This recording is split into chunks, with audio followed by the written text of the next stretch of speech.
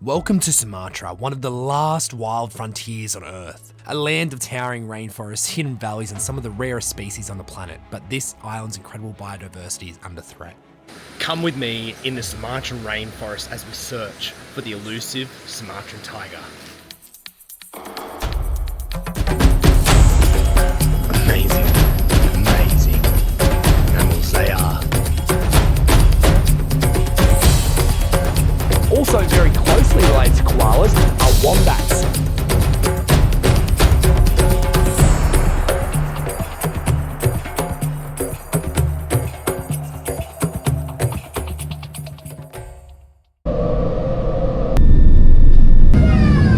And after 18 hours of travel, I met my guide who I'd be spending the next week with. He was known as the king of the jungle.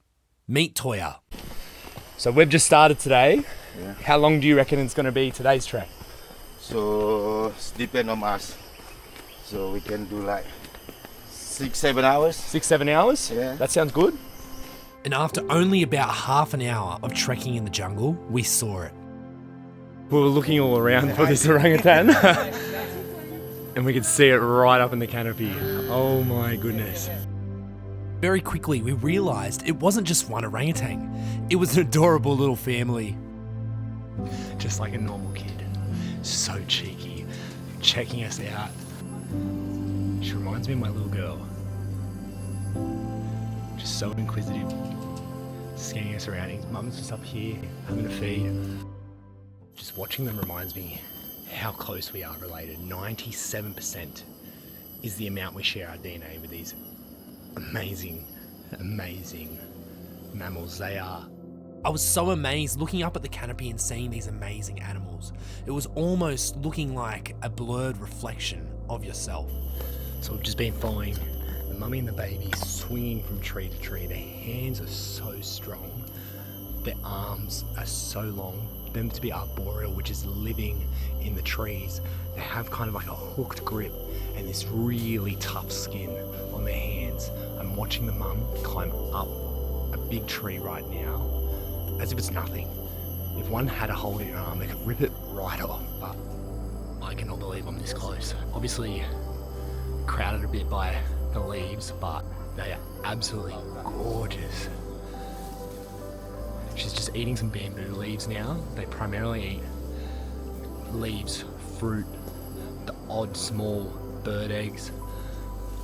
But watching their hands just like human hands is insane. Whilst watching them play in the trees, there was one thing that really stood out to me, and that was the absolute amazing colour of their fur.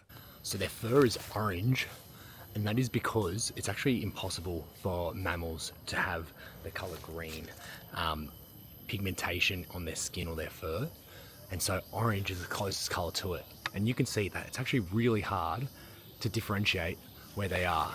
At points I kind of lose mama because the orange actually does really blend in well with the camouflage of this deep dark green rainforest background. So we've only been trekking for about half an hour before we saw this little family of orangutans. And the orangutan is critically endangered. And I kind of think that this speaks volumes to the situation they're in right now.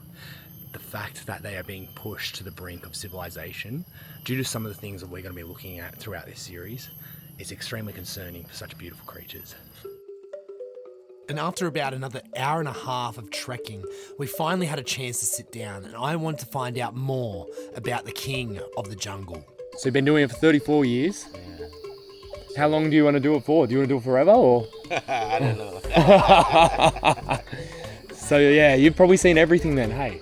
You've seen everything. I'll have to stop him for a feed. We've just seen pigtail macaque. Right behind me. So we're just with the pigtail macaque right now, and we are absolutely no threat to it. It has come right up to us. Now they live by themselves and they train up essentially to be the dominant male, and then if they're the dominant male, then they have a group around them. These guys are fairly common, especially in this part of the world, but again, just shows you what it's like in this jungle. Absolutely so biodiverse. every corner something different. And after climbing over mountains and through the trees, we finally found him, the alpha male. I cannot even put into scale how big he is. He's literally double my width. This guy is truly the king of the Sumatran jungle. He's just chilling there, minding his own business. Look at the size of his plate head, his big old face, and his eyes. They're so human. You can tell when to run to absolutely bust it back behind me. His hands are bigger than my head. I not only could believe my eyes about the pure size of this animal, but mostly about how human he actually looked. So the word orangutan means people of the forest. It's easy to see why, just looking at the size of him.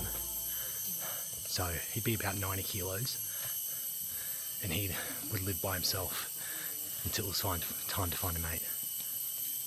Just his arms are so long, they'd almost be the length of me. But very quickly his calm demeanour switched as he started to chase us. We had to turn around and run down the side of the mountain. So the big fella's chasing us. Just had to run down this. And it hit me very quickly that I was now in the wild. All uphill. That's why this village give name Bukit Lawang. Why? What does that mean? Bukit this mean hill. Lawang this mean door. So door to the hill. It's actually so nice just to sit here for a moment. It's hard. It's very, very hard. But you can't buy that. And after trekking even longer, this was quite easily the hardest thing I've ever done in my entire life. The heat, the humidity, the dehydration was absolutely getting to me. So sitting here just reflecting on today. Sick day. You can probably see I'm so pale from how tired and sweaty I am. I hate tea, but I've got a lemon tea because that's what's going to get me going.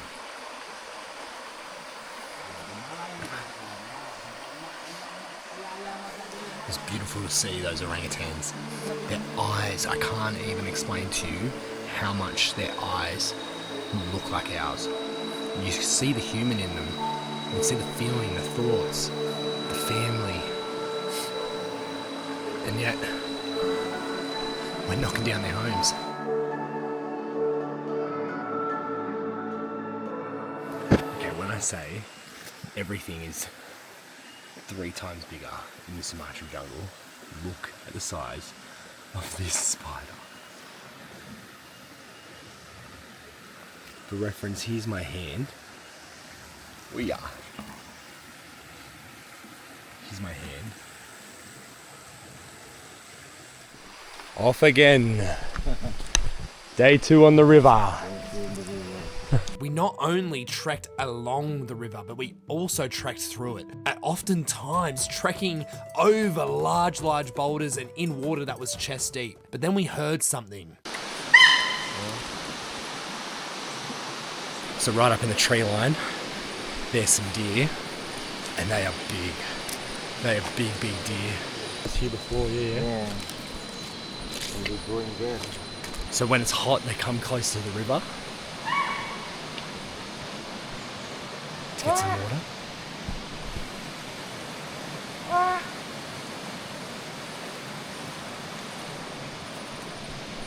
But deer close to the river means tigers, because the tigers eat the deer. Not usually in the daytime because it's super hot,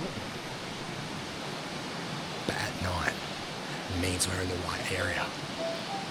But after trekking for even longer, there was something that really hit me. It wasn't just the animals that truly amazed me about this wild place, but also the greenery as well. So we just stopped for a break.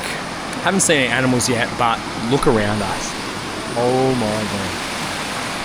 And you can probably see that We do have fauna in here, but the biodiversity of plants is the exact same. There is no two plants the same, and they are beautiful.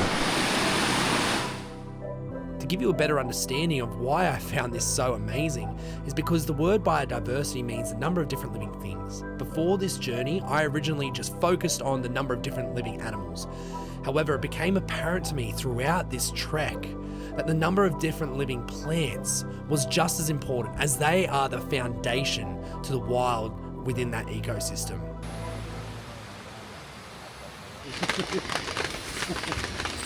And before leaving the next morning, we saw a cheeky family of long-tailed macaques above our campsite, jumping and playing through the trees. They're so cute. Off again, deeper into the jungle. And yet again, we started to go over mountains, through the jungle, in rivers, and the deeper we got in the jungle, the darker and greener it became. I didn't think it would get prettier, but oh my god. This place is beautiful. The deeper we go, the darker the greens, the bigger the trees, it's wild. And in the late afternoon, we set up camp before heading out once more. So we are definitely in tiger territory now. We saw some people about an hour ago, and they said that half an hour up here, they saw some tiger tracks. Okay, let me explain this just a little bit more. We were walking through this deep part of the jungle and we started to hear voices. Now at this point, Toya got pretty worried and he told me to put my cameras away, do not bring anything out, and to hide behind him. And we had our two other guides, we had Chot and Jot. They could not speak English at all. They were basically carrying all our stuff, food and other bits of equipment as well. I was hiding behind them, and one of the boys, Jot, went forward to basically meet these guys. And so these guys were poachers. Jot basically had a chat. I heard some laughing. We all came over and they were just laughing with me. I had no idea what they were talking about because they were all speaking in Bahasa or Indonesian. And they were just asking where I was from and what I was doing. And they actually turned out to be okay people. With a bit of translation, I was able to translate with Chot and Jo to these people and Toya. Well, why do they do this? They were saying that they don't want to actually poach, but it is the only way out for their families. And anyways, they told us there was a tiger within our vicinity. And they went off in their own merry way. And Toya began to tell me that Chot and Jo were former poachers, and without them, my life was seriously at risk. One of the tracks there? Yeah, because this the trail for beings or tiger. Yeah. So the deer will come down this trail. So will the tigers. So. From elephant state. Oh, from elephant. Yeah. Oh, they're big. Like the last 3 weeks. 3 weeks. It's going down here. Elephant. Oh, elephant. Yeah.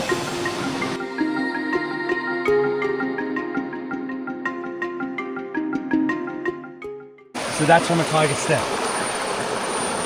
Oh my god. So it's big, no? Oh my goodness. Like this. Oh. This is not too big. Yeah. That is the tiger footprint. Okay, I know what you're thinking. You can't see a single thing. I greatly apologize for that. I only had my little GoPro with me and it was extremely dark, and that's because we were in some of the deepest parts of the jungle, some of the places that no other human has ever been before, which was absolutely wild to me. I'm going to try and do my best to show you what I saw on the screen right now. And I'm also going to show you a couple of different bits and pieces of footprints in the mud that we're able to see on some really wild terrain as well. It's hard to see, but you got 1, 2, 3, 4 pad. 1, 2, 3, 4, 5. Yep. So So they are real. they go down there, yeah? They go down. Down the river. Wow. That is insane. Oh my goodness. After trekking deeper into the jungle, we found a fresher sign that we were in tiger territory. Oh my goodness. One.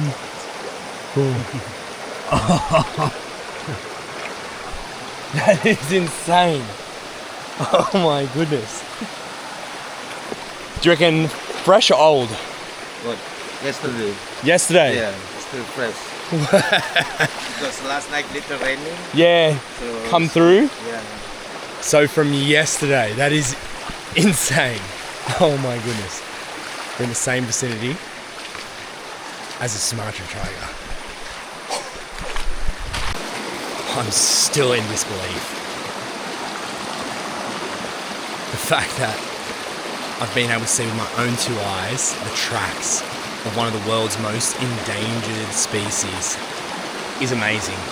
It's equally terrifying knowing that we're in the same 24-hour radius as said beautiful creature, as they are one of the best hunters and deadly predators in the world. So it's insane to see with my eye. I can't even put it into words. One of the reasons why I came to Sumatra was to try and find at least a sign of the Sumatran tiger. After returning back to camp, the only natural thing to do after finding fresh, wild tiger footprints is to go looking for it in the middle of the night. It's the craziest I've ever done.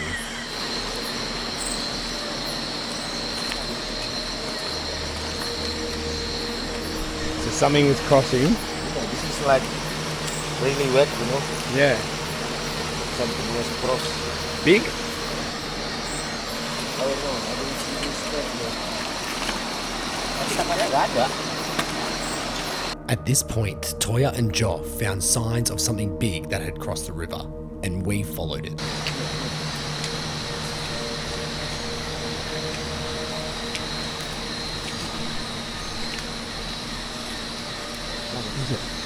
And after about an hour of searching, we found something big moving in the jungle.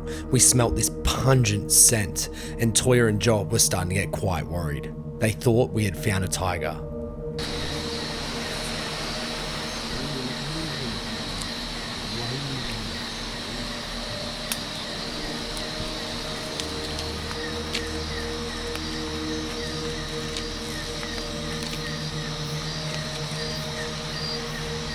And whilst we did not see a tiger, we were most definitely in its presence. Let's go learn about Sumatran tigers in the flesh.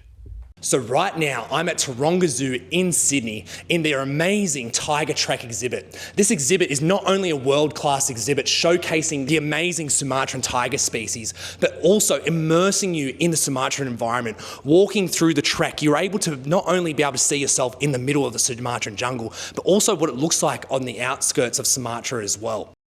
So right now, I'm with Taylor, one of Taronga Zoo's carnivore keepers. So Taylor, can you tell me a bit about what it's like to be a carnivore keeper and what animals you look after? Sure. So working at Taronga has been an amazing experience. So I am lucky enough to be able to care for a whole variety of different species here, in particular the carnivores. So on our round, we have meerkats, which are amazing little animals, fennec foxes, we have lions, our amazing sun bear Mary, red pandas, and behind me we have our Sumatran tiger exhibit. So here at Taronga we have 5 Sumatran tigers, and yeah, I'm lucky enough to get to care for these guys. So right now, Taylor and I are awkwardly cramped in Taronga's tiger jeep here, which actually immerses you in the tiger's environment, the Sumatran tiger's environment. So we're going to have the great fortune to be able to see a carcass feed. So Taylor, can you tell me a bit about a carcass feed and why they're important? Of course. So here at Taronga we try and replicate as much as we can to mimic how these animals would be living out in the wild. And naturally, tigers are predatory species and they are amazing hunters. So to mimic this, we offer a really big, around 25 kilo carcass feed about once a week, which really fills our tigers' bellies. And then we have rest days for them where they can digest and express all this food. And then throughout the week, they also get smaller portions just so that we're keeping up their enrichment and mental stimulation. So right now I'm in the jeep while we've got Kambali in here about to eat the carcass right in front of me. Oh my goodness. So Sumatran tigers are known as the smallest tiger subspecies. However, that does not mean they're small in the slightest. Kambali, just jumping on just then, was huge. And so because they're the smallest doesn't necessarily mean that they're any less skilled hunters as well. You can see their stripes. The stripes on Sumatran tigers are actually closer together compared to other tigers such as the Siberian tiger. And that's because in the dense rainforests of Sumatra, that dark camouflage is really important for their hunting. So their elongated hind legs allow them to jump over 3 meters. And as you can see, they've got a flexible shoulder girdle, which allows them to creep whisper quiet. And most of the time, their prey don't even know that they're coming because of their padded paws as well as their long tail to support stability. They go chomp at the back of the neck and then finish their prey off before they even know it. With less than 250 Sumatran tigers estimated left in the wild, it is really important to support non-for-profit organisations such as Taronga Zoo in Sydney. Ooh. And that's because every single cent that goes into Taronga goes back into conservation and back into education as well, which is ultimately the key to supporting the conservation and climate crisis. So Taylor, if the viewers or visitors to Taronga Zoo want to help Sumatran wildlife, do you have any advice or anything that they could be doing to help contribute to conservation of these amazing species and species around the world? Yeah, of course. So in your everyday life, there is things that you can be aware of as a day-to-day consumer, simple as going to the grocery store and having a look at the ingredients on the back of the packaging of whatever product you are buying. One of the biggest threats to Sumatran tigers currently is the expansion of unsustainable palm oil plantations.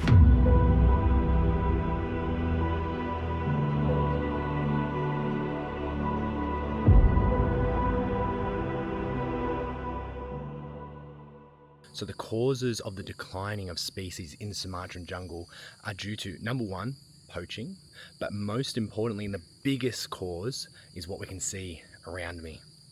Thousands and thousands and thousands of kilometres worth of palm oil. To grow these palm oil plantations, the farmers need to knock down the rainforest itself to grow these plants. And you can see that there's been a lot being knocked down. So what is palm oil? Well, palm oil is an extremely efficient vegetable oil that is used in a large variety of the world's products, from chips to chocolates, 2-minute noodles to makeup. It is used very, very frequently. And that is because so much oil can be extracted from one small palm oil fruit. And the issue with palm oil is it's a monoculture. And what that means is that once a palm oil plant is planted, it soaks up all the water and no other plants can grow in that area. So you can see there is nothing but palm oil here. And that's why it's being known as the living death, because nothing lives here except for these trees. And like we saw in the Sumatran rainforest, the biodiversity of animals is extremely high. The number of different things was extremely high. But for that, you need a large number of different plants. And unfortunately with palm oil, when you only have the one type of plant, all other species suffer. So the reason why palm oil is such a big thing in this area is because of this. It is extremely efficient in making products. This is a palm oil fruit and you can get a lot of oil out of these little seeds, out of these little fruits right here. And so this in lies money. And this is where it's important to understand that this is not the fault of the farmers themselves. You've got to think about it. If you were a mother or a father with children, you would do everything you could to be able to put food on the table. I know I